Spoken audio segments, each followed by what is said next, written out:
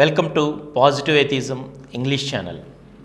Today I am going to read out you the article on Jawaharlal Nehru, a man with a vision, which is printed in the souvenir of 7th World Atheist Conference in India. Jawaharlal Nehru, a man with a vision. After Gandhi's, his is the one name that stands for India. These words of Vinoba Bhave reveal in unmistakable terms the greatness of Jawaharlal Nehru, India's foremost nationalist and the first Prime Minister of India. Jawaharlal Nehru was the product of the Indian Renaissance and the product of the Indian Revolution, to which tie was to give shape and content. He was product of the Gandhi era of that revolution, different from Gandhi and with his own individuality, though a part of it. Today, when India is passing through the most critical decade, the nation fondly remembers the great son who was a relentless champion of secularism, humanism, and propounder of scientific outlook. The people would still like to follow the path shown by Nehru for the onward march of the country. Jawaharlal Nehru breathed his last in May 27, 1964. President Radhakrishnan declared that night, a fighter for freedom, a maker of modern India, and an emancipator of the human race had gone, and an epoch in Indian history had come to a close. The world mourned his death. Youth and Secretary General UNO stated, few of his age have left their mark on the history of their own country as he was.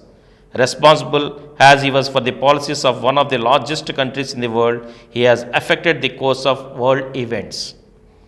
Bertrand Russell opined, Mr. Nehru was a man who, despite 14 years of imprisonment, showed no bitterness towards those who had taken his time from his personal and public life. If we try to imagine what that means, a period of the greater part of the independent life of India, we can better understand the magnitude of his contribution to mankind. In the 17 troubled years during which he was the head of the Indian government, he gave shape to every aspect of national policy. Nehru may have gone wrong at times, but he was great enough to admit his mistakes. He was always right in his basic approach, which was pragmatic and practical, commended the Times of India. His socialism was essentially an evolutionary philosophy which discarded the road of violent class struggle.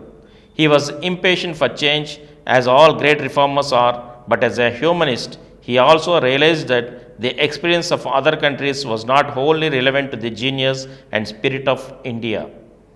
He was an amalgam of idealist and pragmatist, stated the Hindustan Times. Assessing Nehru's multifaceted personality, the Hindu asserted his greatest achievement undoubtedly is the fact that despite the horrors of the partition and the surge of the communal passions and linguistic loyalties, he kept India united within a democratic, secular framework and set her firmly on the road to economic development and modernization. His eclectic as well as pragmatic approach to social problems arose out of his faith in democratic process and his innate aversion to anything savoring of regimentation and dogmatism. Highlighting the achievements of Nehru, the New York Times wrote, within his own society, he was a revolutionary, constantly haranguing his own people about their own superstitions and entrustments.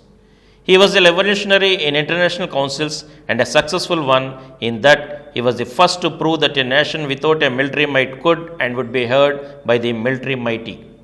The New York Herald Tribune in its tribute stated, Gandhi led a revolution, Nehru built a state, and in the building, Nehru displayed a devotion to democracy and a social progress for India that is almost unique in the troubled world of new nations. His power over the Indian people was largely moral and it was nearly absolute. All of this is a testimony to the greatness in Jawaharlal Nehru, to a stature which he alone, of all the revolutionaries of a revolutionary era, really possessed. He was described by some as the colossus of non-alignment, outstanding statesman, a great unifying force, and a man of refinement, scholarship, and statesmanship. It was a fitting tribute to a person who had in his will and testament recorded, I have received so much love and affection from the Indian people that nothing that I can do repay even a small fraction of it, and indeed, there can be no repayment of so precious thing as affection. Many have been admired, Some have been revered, but the affection of all classes of Indian people has come to me in such abundant measure that I have been overwhelmed by it. Just 10 days before his assassination, on January 20th, 1948, Mahatma Gandhi stated, "It should gladden our hearts to note that this beautiful land of ours has produced such great men, endowed with such a wonderful spirit of service and self-sacrifice." Jawahar is a real Jawahar Jewel. Jawaharlal Nehru was born on November 14, 1889 at Allahabad. At the age of 15, he went to England for education at Harrow and then at Trinity College, Cambridge. Then he studied law at the Inner Temple.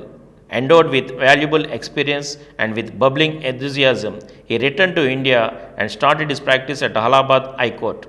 In 1912, he attended Patna Congress session. Then Gandhi came. It was the beginning of the new phase in the political and social struggle. He met Gandhi at Lucknow Congress in 1916, which changed the course of not only his life but also millions of others. His life was intertwined with the national struggle.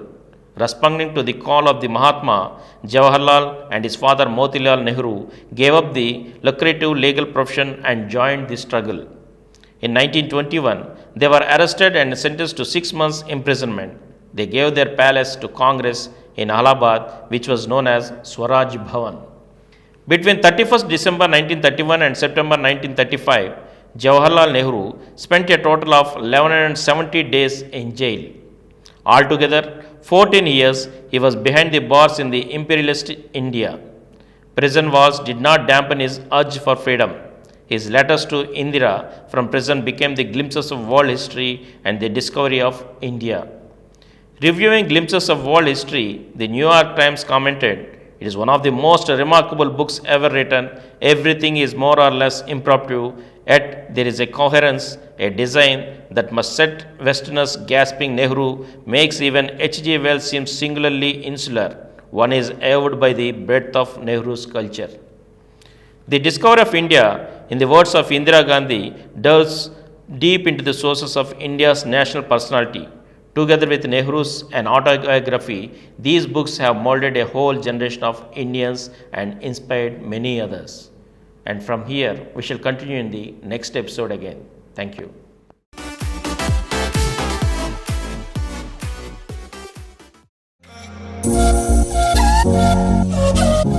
For more videos, please subscribe to this channel Positive Atheism and activate the bell icon. Please download Samaram multi-channel app and watch your favorite channels from your mobile. App available on Google Play Store and subscribe to the channels.